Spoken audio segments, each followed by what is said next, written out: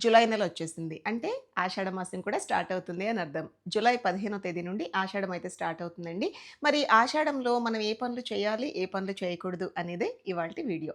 Hi అండి. నమస్తే. Welcome to బున్ను and మీ. నా వీడియోని ఫస్ట్ టైమ్ చూసేవాళ్ళు ప్లీజ్ అండి ఛానెల్‌ని సబ్స్క్రైబ్ చేసుకోండి. సో థాట్ నేను పెట్టే వీడియోస్ ప్రతిరోజు దొర్లుకుంటూ వచ్చేస్తాయి మీ ఇన్‌బాక్స్‌లోకి. వీడియోలోకెళ్ళిపోదామా? హిందూ ధర్మంలో అండి ప్రతి మాసానికి అంటే ప్రతి నెలకి కూడా ఒక ప్రత్యేకత ఉంటుంది. జ్యేష్ఠ మాసం అయిపోంగానే ఆషాఢ మాసం స్టార్ట్ అయిపోతుంది. ఈ నెలలోనే జగన్నాథ రథయాత్ర అంతేనా గురు పౌర్ణమి ఇలాంటి ముఖ్యమైన పండుగలన్నీ కూడా వస్తూ ఉంటాయి.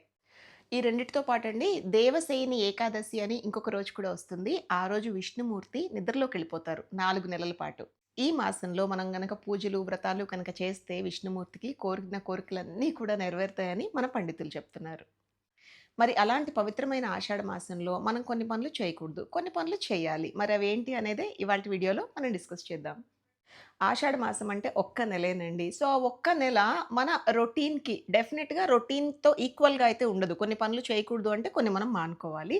సో, ఎంత కష్టమైనా సరే చక్కగా ఇంట్లో సుఖ సంతోషాలు రావాలి అనుకుని మనస్ఫూర్తిగా స్వామిని తలుచుకుని మీ ఇష్టదైవాన్ని మీరు గనక ఈ రూల్స్ ఫాలో అయితే మీరు మీ ఇంట్లో మెంటల్ పీస్ అండ్ హ్యాపీనెస్ ఉంటుంది.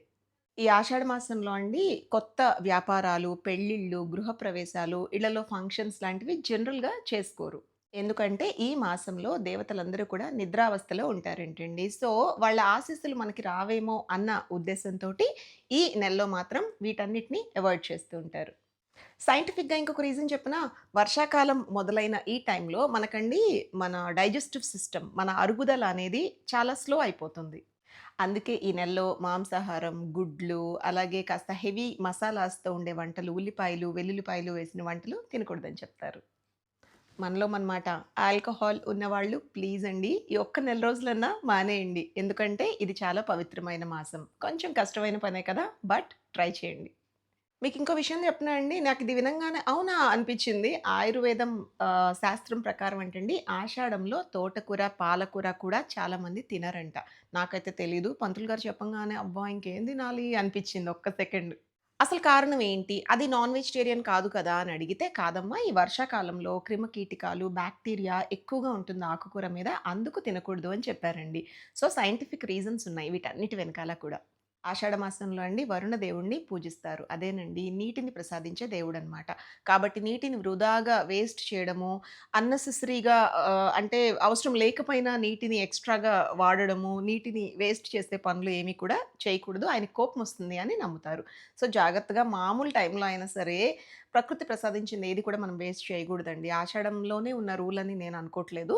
సో, కానీ అది మైండ్‌లో పెట్టుకోండి. వరుణ దేవుడిని మనం పూజిస్తున్నప్పుడు ఆయనకు కోపమొచ్చే పని మనం చేయకూడదు కాబట్టి, ఎక్కడెక్కడ వేస్ట్ అవుతుంది వాటర్ చూసుకొని, ముఖ్యంగా పిల్లలకి చెప్పాలి ఇంట్లో వాళ్ళకి తెలీదు కాబట్టి, "వద్దు నాన్న వేస్ట్ చేయొద్దు" అని చెప్పి. ఈ పవిత్ర మాసంలో అండి మన ఇంటి ముందుకి ఎవ్వరొచ్చినా సరే, భోజనం టైం అయినా, భోజనం టైం కాకపోయినా సరే, మీ ఇంట్లో ఏదుంటే అది కనీసం ఒక చిన్న బెల్లం ముక్క అయినా ఇవ్వాలండి. ఒట్టి చేతులతో మాత్రం ఎవరిని పంపించకండి. ఒకవేళ మీరు గనక లైక్ ఏదైనా బిజీగా ఉండో, లేకపోతే ఐ కెన్ అండర్‌స్టాండ్. ఈ రోజుల్లో అండి ఎవరి పనుల్లో వాళ్ళు చాలా హడావుడిగా బిజీగా ఉంటున్నాం మనము. అలా ఉండి ఎవరన్నా వచ్చినప్పుడు లైక్ మనకండి అతిథి దేవో భవ అంటారు కదా! అతిథి వచ్చినప్పుడు ఎవ్వరైనా సరే వాళ్ళతో ఒక్క 5 నిమిషాలైనా కేటాయించి చక్కగా మాట్లాడి, పలకరించి తినడానికో, తాగడానికో ఏమన్నా ఇచ్చి పంపిస్తే ఆ లక్ష్మీదేవి సంతోషిస్తుందంటండి. లేకపోతే ఆవిడ చాలా బాధపడుతుందంట. దానివల్ల మన ఇంటికి మంచిది కాదు. అయితేనండి ముఖ్యంగా ఒక ఇంపార్టెంట్ థింగ్ ఒకటి నేను మర్చిపోయేలోపు చెప్తాను వీడియో ఎండ్ అయ్యేలోపు. ప్రతిరోజు ఉదయాన్నే స్నానం చేసి ఒక రాగి చెంబులో నీటిని తీసుకొని సూర్య భగవానుడికి దండం పెట్టుకొని, మామూలుగా ఇలా చెంబుతో వాటర్ తీసుకొని ఇలా అర్ఘ్యం పోస్తున్నట్టు అంటే అది కింద పడకూడదండి ఆ వాటరు. ఎక్కడన్నా చెట్టు దగ్గర నుంచోండి. సో దట్ ఆ వాటర్ ఆ నీరనేది చెట్టుకెళ్ళిపోవాలి. ఇలా అర్ఘ్యం పోస్తూ స్వామికి అలా నివేదన చేస్తున్నట్టుగా మన మనసులో భావించి సూర్య నమస్కారం చేసుకుంటే చాలా చాలా మంచిదంట.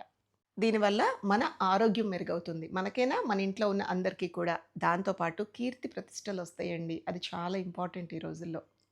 And last but not least విష్ణువుని మనము సంతోషపెట్టడానికి ఈ ఆషాఢ మాసంలో అండి విష్ణు సహస్రనామం చదివితే చాలా మంచిది. బట్ దెన్ మాకు పలకడం రాదు, కొంచెం కష్టం నాకు అనుకునే వాళ్ళు కనీసం వినండి. నాకైతేనండి భక్తి ఛానల్ పెట్టుకోవడం అలవాటు మార్నింగ్ అండ్ ఈవినింగ్ కుదిరితే. సో, నేను ఖచ్చితంగా లలిత సహస్రనామం, విష్ణు సహస్రనామాలు రెగ్యులర్‌గా వస్తూ ఉంటాయి. ఆ నెల మొత్తం హ్యాపీగా ఆ అలవాటు ఉన్నవాళ్ళు టీవీ లేని ఇళ్ళుండవు ఈ రోజుల్లో. చక్కగా ఆన్ చేసేసుకోండి. అలా వస్తూ ఉంటుంది. ఇంట్లో మంచి పాజిటివ్ ఎనర్జీ ఉంటుందండి. లలిత సహస్రనామమైనా, విష్ణు సహస్రనామమైనా మనం చదవలేకపోయినా, పలక్కపోయినా అండి విన్నా కూడా అంతే పుణ్యం వస్తుందనమాట. సో, మరి ఈ మాసంలో ఏమేం దానాలిస్తే మంచిది అన్న పాయింట్‌కొస్తున్నానండి. గొడుగు దానం చేస్తే చాలా మంచిది. పండ్లు అంటే ఫ్రూట్స్ దానం చేస్తే చాలా మంచిది. దాంతో పాటండి చెప్పులు దానం చేయండి. కొంతమంది సెంటిమెంట్‌గా ఫీల్ అవుతారు. చెప్పులు శని అని చెప్పేసి. లేదండి. ఈ ఆషాఢ మాసంలో మీరు ఎవరికైతే చెప్పులు అవసరం ఉంది అనుకుంటారో వాళ్ళకి చెప్పులు దానం చేయండి. చాలా మంచిది.